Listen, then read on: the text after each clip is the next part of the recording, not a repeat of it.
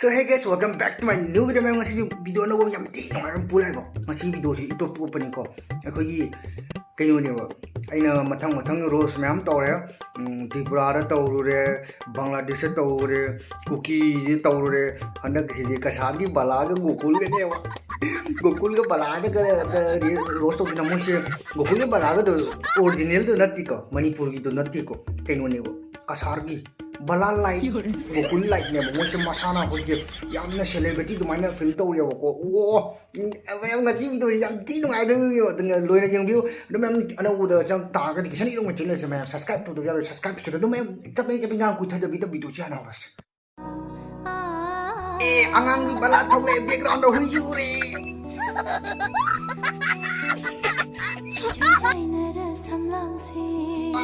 Balagi samlang, koy bi samlang, luprong to bi samlang.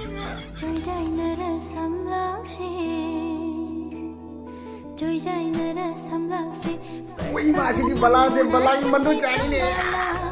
Hai hanam lenam curva samlang si na.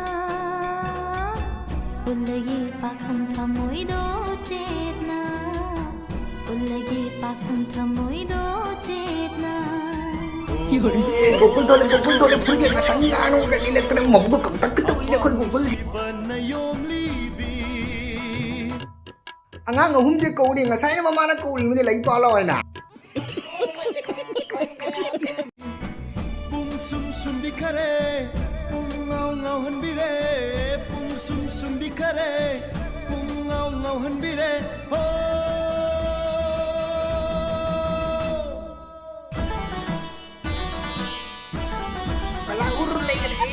Hero aja masak terus aja mabuk ikan kan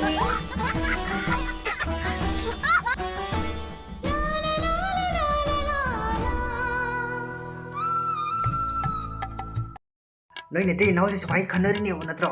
khuyên nào tôi sợ pi ngày đã ngang ngày đó hơn chừng hàng một tầm hay cho nó cây cuối này ấy phải lung cung mình đi cái nó cái trò cái một bức khơi càng đô cái số mà tăng mà tầm nó giàu đó nó hầu như chỉ thì ngay sẽ lấy từ đó nó một bức khơi càng giờ số bức cứ sáu cái cái nó cái nó được mà sẽ chịu mà sẽ khơi cái giờ số cái mai cái mà giờ số ấy bảo là sao với vậy cho nó cái chỗ đi nhau nó phải cho nó phải chơi mà hero năng số bức năng số mà sao phải nó phải chơi mà bức cái tất cả như vậyมีอายุแต่มีอุบิเหตุโทรเรนุปีคราข้างด่างไกด์ตะกี้ตัวนี้ข้าจะมันเมื่อกี้ไอ้แม่เดี๋ยวยังจะทำคนปีนั้นอีรูจะจะลังได้แต่พันเอกทาร์เมียก็แต่พันเอกเช่พับพงจะทาร์เมียก็ไปพันเอกไปมาพัดที่หายใจเนี่ยนุปีกี้อะตัวไอ้น่ะใจฉันสมัยตรงนั้นตามน่ะกบขันแล้วก็สิตามน่ะกบขันแล้วกันเนี่ยสมัยตรงนั้นกันมาฆ่าสิกันเนี่ยสิมาฆ่าเดี๋ยวทำมาแกดีก็ยังพันเอกไปพัดที่หายแบบนี้นะพันเอกเช่มาฆ่าทำใจเลยอาชีพที่ใจก็ไปที่ไปเด็กก็cái mai nung dari ku mi mamang dana cai na kam na tu pani ka to ko la dana ada ga atau pematam dana midang dana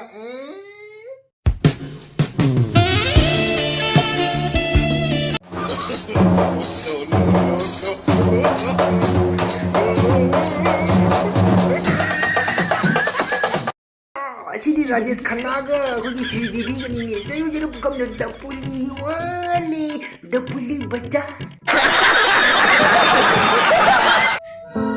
लेकिन मेरी एक बात ध्यान से सुनो अगर तुमने मुझे दोबारा छोड़ने की बात की है तो मैं अपनी जान दे दूंगी ये तुम क्या कह रही हो मैं कोई दी तुम दाई दा मैं काम बता ताऊ रे कोई नहीं बीजो मैं काम ताऊ रे बंदर नोई ना जोंग मथुन माली ताऊ मैं काम से कोई तुम दाई दा मैं काम से हंगब्रा 10,000 ทิ้งนี่ताऊ रे से मैं काम से गलो रो जा अदना फजा थोई यो रे बो नोई दिंगम जा ब्रो अदनी मैं आम ताऊ नु को कोई दा दुमाई ना कोई ताऊ रे से 10,000 ทิ้งकी मैं काम का तनी ताऊ रे से फजा री शो रे बा फजा बदना जी केरा गत के बलो रे बनी ना फजा तुम मनी मंग नुआय मंगनी मैं bye bye ui ma tiền thâu jadi makeup deh ya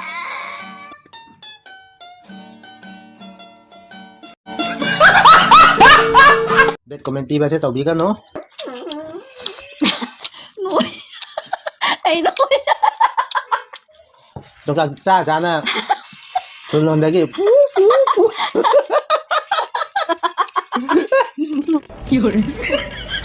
Balaga Gokul ka chichacha na mo ito bro.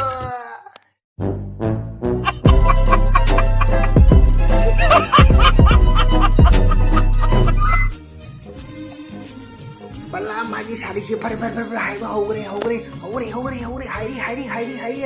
ma ipi ma phamu de kai mai magi koi bala je hauji ne babu kang babu kun to le konte ki khoji ju pai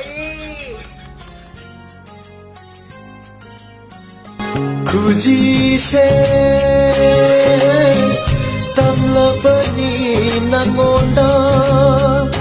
नुंसी खुदोर होइना Nati nobody na kali si kay na awi maki kay na nobody na kali siya ba kali no ambe di wone na bukto su di wone de ko ay no bi do balai ju yo wone kali to ju ma sak sak kali no to ju awi maki kay ko ko ku bala ga sari no ju kali ne na bukto to ju kali ni kali ku sai wone ay se acting no ko khudi se hai lulu no kanana Kanam da hairo kanana hayo na koi kaisa da bala like Google like le du su Google su mabu ikang kang ado lo bala du su duga mai male kana mai hayo ne duga mai phajene phaje ke ino like jam compare to like ni kama hai ni chure like da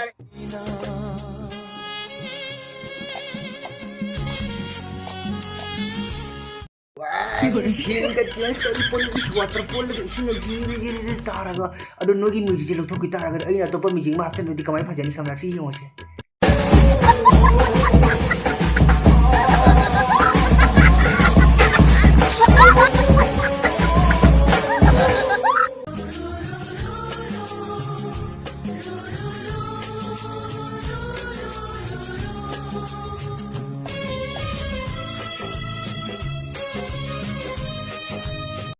Ima, aso mo yung na ba na ay mupon binamisi mo?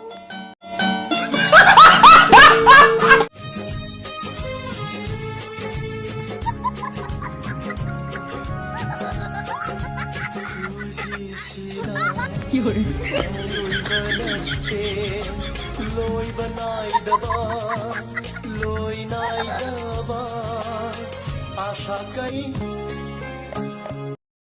Nini bala aduma jengak kanu angang kangani na. रोम रोम भाइयों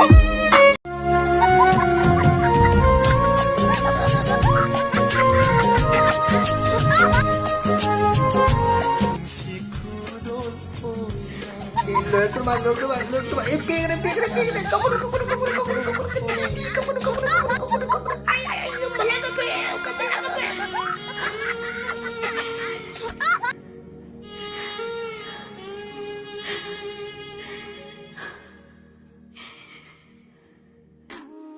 Tunade kanya grama ani ye kanya grama ni kai to chi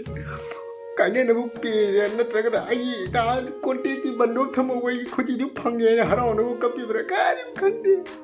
ada hoi ka sa de bhaje na tilel le ba mi ka din ya le da mi ja ni mai pi mong ko kul ma ma bu ga tang ko kong ado lo ga to hi cha mi ma mi pa la ga ya ga la ya na i makal makal ke tilel le mi am le ma pham da tilel le mi ya le makal ni mix yang pani ko akoi si chahi si pangno no bole te du sai urak pasi de ko thong ja ba me de kana me u gudre bo asem bo ko thong ja da ga ko gi phaubi ma viral chapi ma kan ta ko adu na mi sing je ko thong ja da ba ta tum to ko kari no khang de to ni social media se ngak pani bo aseng mani bo ai na ka ne nongma ki kano ko oira power pai ba malim si power pai mi ko ro ba sing bo ko thong cha ba mi sing ji side ki mo side ta moi group ma ko ki sem ne ko ba adu group to da ko gi kano se yam na wa ga ngan da ba mi ga si ye tau ta ga di aseng mo gi ko thong cha ba du cha da ba mi am da du u ta ga lu si ni khara ma na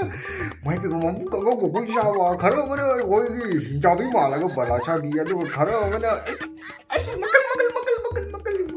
Aduh nih, hai do mayam pun amang yung bupan pang draba, na traga na kharabu ka na tau draba, pasatan bawa draba, YouTube channel lama hang jela juga mayam gi, hai ba telel lay ba, hai ba koi ko thong cha da ba mayam do mayam gi ulle hai ga siri ta thong siri phajina mai pa ka ni, do mayam do hona view ko thong cha da ba thabu to view, aduh ga mai pai bakal kali मैं ngasi video nungai tadi like channel subscribe to video do moi ki channel su lei bani ada youtube ki link ada insta ki moi ki page su lei bani ko to sumo ko thon cha da me am lei bani मैं check out to su lo jang mo lo ko moi channel su jang mo nungai no am jaw bani me am no ko matam hai di wakal nungai ta ba matam na hin ji da ka na ha sin ka nu pa nu pi ka kai na ba na tra ba na han sin ka juwa sana ba da paisa ka thara ba yam tension ai nu pi to je yum hal ta ga ai ai nu pi na chak pi ro tra khan ta ba moi video do yang adum chak chang ga da ni mayam du mayam ngasi ni video so ai mo chira ge mathang video phang si sum so dana okay ata moida bye bye tata oh ai hai ba ka hawe te ma yai fari tin hai kan ai video loi ba ko ding ma hai ba once again mayam bye bye ngasi video si ngai ta like and channel subscribe to mo mayam ngasi ni video so so ge imale ba mani punai yai fari